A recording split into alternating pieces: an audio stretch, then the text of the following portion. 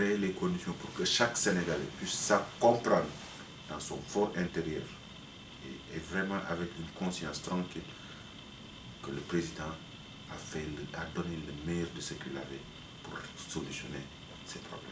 Mais moi, si... je pense que l'essence de notre travail devrait être autour de ça.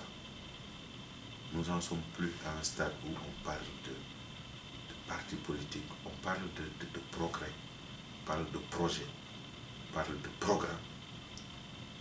Ça devrait être notre dénominateur commun pour l'ensemble des Sénégalais. Le PSE, ce n'est pas des chimères, c'est une possibilité. Oui, mais les experts ont démonté le PSE, Samir Amin, dont ses compétences ne font plus doute. Samir Amin. Moi, je pense que Samir Amin, déjà, je n'ai pas, en fait, j'ai pas cette information-là, mais pour la première fois depuis l'indépendance du Sénégal, il faut reconnaître que pour la première fois depuis l'indépendance du Sénégal, nous avons un plan qui a été rédigé par les Sénégalais, validé par la communauté internationale et soutenu par les bailleurs.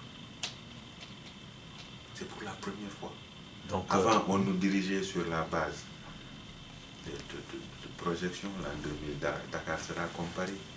Après, c'était des investissements disproportionnés. On prend tout, on met à la corniche au détriment des autres. Mais pour une fois, on a un plan qui transcende les 2 mandats du président. C'est-à-dire, c'est ça une vision. On a un canevas. L'ensemble des forces vives de ce pays devraient travailler, et même l'opposition, à ce que ce plan soit réalisé. C'est pour notre nation, c'est pour notre peuple, c'est pour le bien des Sénégalais. Là où nous sommes, c'est parce qu'il a fallu que des gens se sacrifient pour que les Canadiens puissent être à ce stade-là. Et moi, je pense que c'est une fierté pour chaque Sénégalais qui a la possibilité de travailler dans ce sens, de le faire. Mais aussi, c'est une honte pour chaque Sénégalais qui veut mettre le bâton dans ces engrenages-là pour qu'on puisse pas. Non, mais ce sont des critiques quand même, vous savez. Non, moi, en fait, les critiques, c'est pas, je pense pas qu'il y a un Sénégalais qui... Je suis de ceux qui pensent que le débat contradictoire est une nécessité. Oui. Parce qu'à la base, je suis scientifique. C'est dans la contradiction que jaillit la bonne solution. Mais quelle est la bonne contradiction? On ne critique pas pour critiquer ou pour désinformer, oui, ou avoir la volonté manifeste d'arrêter un processus. Mais Samir Amin n'est pas n'importe qui, c'est ton expert. Je pense que c'est pas... Bon, a priori, je ne l'ai pas écouté, oui. Mais je pense que Samir Amin ne peut pas être plus expert que les 200 ou 300 experts de la Banque mondiale, du FMI, de la BAD, du BID. Ces gens-là, ils ne connaissent pas nos réalités. Ces gens-là, ils ne connaissent pas nos réalités. Non, mais c'est vrai, ils ne connaissent pas nos réalités. Comment est-ce que... Ils ne connaissent pas nos réalités. Ce sont ces gens-là. Prenons le programme d'assistance structurelle. Ça a été concocté où? Donc à New York, et c'est ça qui a plongé... Mais je pense que ces mêmes gens qui avaient fait... Ce sont les mêmes personnes. Hein. Ces mêmes gens-là qui avaient fait ces programmes d'ajustement structurel continuent à le faire. Oui, mais je pense que ne serait-ce que d'avoir échoué avec ce programme d'ajustement structurel peut les permettre d'épouser nos réalités. Encore une fois, je vous dis que ce programme a été rédigé par des Sénégalais qui vivent au Sénégal. Et qu'est-ce que Tony Blair a à voir là-dedans? Non, Tony Blair a apprécié le PSE après l'avoir lu, après s'être informé. Mais le programme tel qu'il est, mais le PSE, c'est des réformes. Il y a tellement de réformes dans le PSE. Oui. Mais il y a beaucoup de gens qui en parlent, mais qui ne... En fait, ils parlent pas, mais ils n'ont jamais eu le temps ou pris le temps de lire les réformes du PSE. Mais donc, encore une fois, je vous dis que c'est rédigé par des Sénégalais, validé par la communauté internationale. Et validé aussi par les bailleurs qui ont décidé de mettre leur argent. Et après, il faut le payer double ou plus? Non. Comment ça, il faut le payer? Le PSE est financé à 70% sur fonds propres. C'est les 30% que les bailleurs vont apporter. Mais à 70%, c'est l'argent du contribuable sénégalais qui finance le PSE. C'est-à-dire, nous étions à un moment où le budget d'investissement était de 400 milliards, maintenant c'est à 900 milliards. Ce sont ces mesures-là qu'il faut voir et critiquer. Est-ce que le choix, est-ce qu'on devait se limiter à 900 milliards? Est-ce qu'on ne devait pas se priver de beaucoup de choses et aller à 1200 milliards pour accélérer le rythme? En fait, ce sont ça ces vrais débats. Mais on va nous retarder sur Mambay a porté tel jean, Mambay a... Non. Ce débat-là n'arrange pas le peuple sénégalais. Oui, Ce débat-là aussi n'honore même pas le peuple sénégalais. oui, mais le débat-là se pose aussi au sein de la mouvance présidentielle. Par exemple, Oui, mais je ne dis pas que... parce que si vous êtes très fier du Je plan de commence par Macky Sall, mais pourquoi vous voulez associer au PS? Donc le PS a dit non, nous ne faisons pas partie du plan. Donc vous dites que si vous faites partie du bilan, donc ça veut dire qu'il y a quelque chose quand même. Non, mais on n'a même pas besoin de dire qu'ils font partie du bilan. Parce qu'ils sont dans le gouvernement. Ils sont à l'Assemblée. Ils valident les mêmes options que nous prenons. Ils siègent dans le... Attends. Comment est-ce qu'on peut être dans la case et dire que j'étais hors de la case? Non.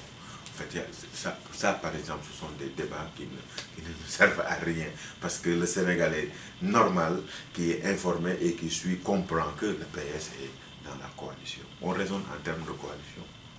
Et la coalition, jusqu'à l'heure où je vous parle, continue à sortir des communiqués et à défendre le gouvernement et la politique du président de la République. Non, mais il faut dire la vérité. Dansokho, ce n'est pas n'importe qui. Dansokho, il a parlé d'une manière claire et nette. Donc, il y a un échec, le pays en danger, donc Non, le PS... Vous avez lu les reprécisions de Dansokho? Non, mais précision, mais parce que... donc, non, mais nous, on sait bien, il fallait qu'il calme la motte et tout. Mais quand même, moi, je dis, est-ce que, sincèrement... Non, en fait, non, moi, je ne pose pas ces raisonnements simplistes. Parce que tout simplement... Moi, déjà, je vous ai dit que je n'interprète même pas. Je pense qu'il a été mal interprété parce que je l'entends très souvent.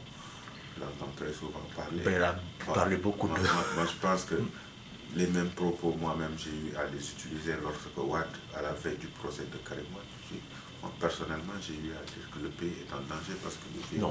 Non, ça on comprend parce que vous accusez Abdoulaye Wade, mais là, c'est quelqu'un qui fait partie. Mais je pense, en tout cas, j'adhère pas à cette interprétation-là. Et je donne beaucoup de crédit à ces précisions qu'il a eu à apporter.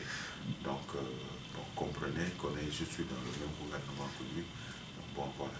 Et donc pour vous, le PS et le PIT, qui est la LD, ils ont toujours leur place dans le gouvernement? Moi, je pense que le président est en train de prouver que nos valeurs représentent quelque chose. Parce qu'il avait dit, on va gagner ensemble et on va gouverner ensemble.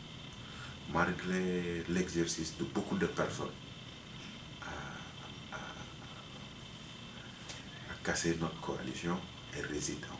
Nous avons intérêt, en tout cas en toute objectivité, je pense que nous avons intérêt à assumer cette gestion-là ensemble et à continuer à travailler. Parce que lorsque on entame des réformes, il faut être en mesure et il faut être solidaire à tel point de défendre ces réformes-là. Parce que les réformes, naturellement, s'accommodent des popularités. Ça, c'est connu, c'est pas quelque chose. Je pense que nous aurions intérêt, le peuple sénégalais, du Sénégal, à voir la coalition plus homogène, plus solidaire. Ils soutenaient le Macky Sall en 2017? Mais on n'en est pas encore à ces élections. Travaillons d'abord à honorer nos engagements. Travaillons à honorer les promesses que le président de la République avait fait au peuple sénégalais. Donc je pense que ça peut se faire. Donc, pour vous, c'est la LD qui est responsable de la décadence de l'enseignement du Sénégal? Non, en fait, je n'ai pas dit que c'est la LD. En tout cas, c'est ce que nous avons lu dans la presse. Non. Ce que vous avez lu, c'est que c'est après, à la sortie de M. Mamadou Ndoye, qui avait critiqué des positions du gouvernement, que j'ai eu à dire que ce monsieur-là oublie qu'il est responsable des enseignants d'Eden. Ce que je dis là, c'est que si au moment où vous faisiez ces recherches, au moment où vous faisiez ces recherches, vous tapez mon nom, vous tapez son nom, vous allez voir qu'en 92, c'est lui qui était là aussi. Ce que je dis là, ce n'est pas des contre-vérités. Moi, je n'accuse jamais quelqu'un. Peut-être je peux faire appel à l'histoire pour argumenter ou étayer ce que je suis en train de dire. Mais je n'ai même pas besoin de le dire. Vous tapez dans Google, vous allez voir ce que je suis en train de dire.